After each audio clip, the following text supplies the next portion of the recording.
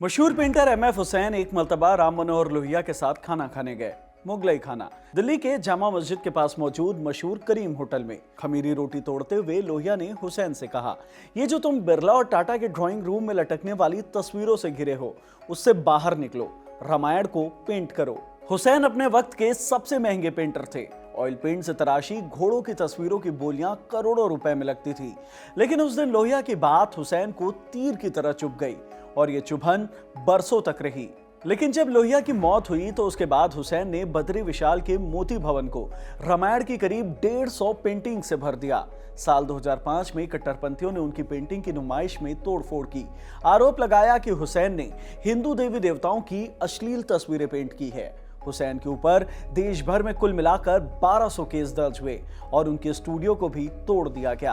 अंत में साल 2006 में हुसैन ने भारत छोड़ दिया। हुसैन के निधन को अब करीब 14 साल हो चुके हैं, लेकिन आज भी उनकी बनाई तस्वीरों पर अश्लीलता का टैग लगता रहता है और देश में विवाद होते हैं। 26 अक्टूबर 2024 को दिल्ली में एक एग्जीबिशन लगा, हुसैन द टाइमलेस मॉडर्निस्ट। इस एग्जीबिशन में भी हुसैन की 2 तस्वीरों पर विवाद हो गया। कहा गया कि हिंदू देवी देवताओं का अश्लील चित्रण किया गया है। मामला कोर्ट पहुंचा और अब कोर्ट के आदेश पर इन दोनों पेंटिंग्स को सील कर दिया गया है। लेकिन इन पेंटिंग्स में ऐसा क्या है जो इन्हें अश्लील बताया जा रहा है? साथ ही ये भी जानते हैं कि जब हुसैन से पूछा गया कि क्या सोचकर उन्होंने हिंदू देवियों को नग्न पेंट किया था, तब एम.एफ. हुसैन ने क्या जवाब दिया था। हेलो, मैं हिमांशु हूं और आप देख रहे हैं खबरगांव। कहानी शुरू से शुरू करते हैं। DAG Delhi art gallery Bharat के प्री मॉडर्न और मॉडर्न आर्ट का सबसे बड़ा म्यूजियम, जहां 18वीं सदी से 20वीं सदी तक के सबसे बेहतरीन और दुर्लभ इंडियन आर्ट्स को सहेज कर रखा गया है।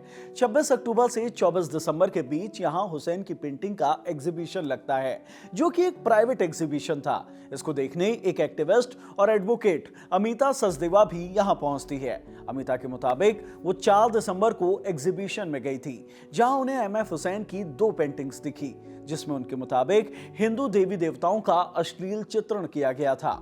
अमिता ने एक्स पर लिखा है कि उन्होंने 4 दिसंबर को उन पेंटिंग्स की फोटो खींच ली।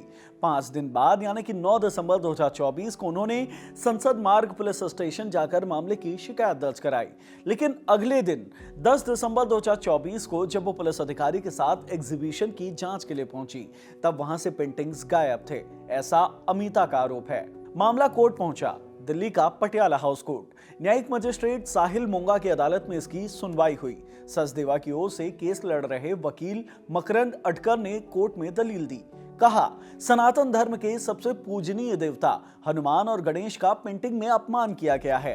ये अश्लीलता है। हिंदू देवी देवताओं का अपमान करके जानबूझकर प्रयास किया गया है। हजारों लोगों ने हमारे देवताओं को देखा, उन्हें मजाक का पात्र बनाया गया। वकील ने मांग की है कि पेंटिंग्स को सार्वजनिक जगह पर प्रदर्शित करने के आरोप में दिल्ली आर्ट गैलरी के मालिक और डायरेक्टर के खिलाफ बीएनएस की धारा 299 के तहत मामला दर्ज किया जाए, जो कि जानबूझकर किसी धर्म या धार्मिक विश्वासों का अपमान करके उसकी धार्मिक भावनाओं को ठेस पहुंचाने के मामले की एक धारा है। हालांकि कोर्ट ने अभी तक इस मामले में एफआईआर का आदेश तो नहीं दिया, लेकिन डीएजी की ओर से जो जारी किया गया बयान है वो सुनने और समझने लायक है। डीएजी का बयान कहता है कि 40 दिन जांच करने के बाद पुलिस ने 20 जनवरी 2025 को पटियाला हाउस कोर्ट में रिपोर्ट दी, जिसमें पुलिस को कोई भी कॉग्निजिबल ऑफेंस नहीं मिला था। शिकायतकर्ता ने कहा है कि डीएजी ने जानबूझकर धार्मिक भावनाएं आहत करने के उद्देश्य से इन तस्वीरों की प्रदर्शनी लगाई, जबकि ऐसा नहीं है। शिकायतकर्ता ने खुद इन तस्वीरों को सोशल मीडिया और टेलीविजन न्यूज मीडिया के जरिए प्रचारित किया है। इसके जरिए एक बहुत बड़ी ऑडियंस ने इन तस्वीरों को देखा है, जबकि उनका तर्क है कि इन तस्वीरों को देखने से उनकी धार्मिक भावनाएं आहत होती हैं। मामला अब भी कोर्ट में पेंडिंग है, लेकिन सोशल मीडिया पर यूजर्स पहले से ही फैसला देने लगे हैं। कोई इसे आर्टिस्टिक फ्रीडम से जोड़कर देख रहा है तो कोई आर्ट वर्सेस ऑब्ससेनिटी की बात कर रहा है। वैसे एम.एफ. हुसैन ऐसे पहले आर्टिस्ट नहीं हैं जिनकी पेंटिंग्स पर हिंदू देवी देवताओं के अश्लील चित्रण का आरोप लगा हो। हिंदू देवी देवताओं की पहली पेंटिंग बनाने वाले राजा रवि वर्मा को भी आजीवन ये दंश झेलना पड़ा था। राजा रवि वर्मा ही वो पहले व्यक्ति थे जिन्होंने वेद पुराणों से बाहर निकलकर देवी देवताओं को जीवंत कर दिया था। राजा रवि वर्मा पर हमने एक डिटेल्ड वीडियो बनाई है, जिसका लिंक हम इस वीडियो के डिस्क्रिप्शन में छोड़ देते हैं, जहां से आप देवी देवताओं के चेहरे कैसे पेंटिंग में उभरे उसकी कहानी जान पाएंगे। एमएफ हुसैन पर अब वापस लौटते हैं। पूरा नाम मकबूल फिदा हुसैन। पेंटिंग का पिकासो कहलाने वाले हुसैन 17 सितंबर 1915 को महाराष्ट्र के पंढरपुर में जन्मे थे। उनके पिता दर्जी थे।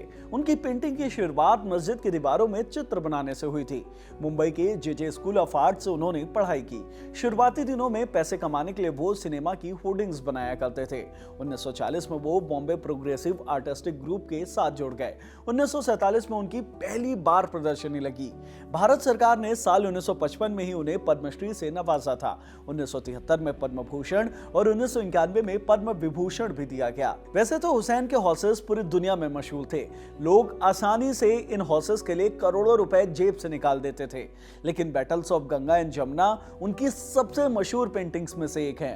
राजस्थान सीरीज और मदर टेरेसा सीरीज भी यूरोप और अमेरिका में खूब मशहूर हुई। एमएफ हुसैन ने 1963 के बाद से ही जूते पहनना छोड़ दिया था।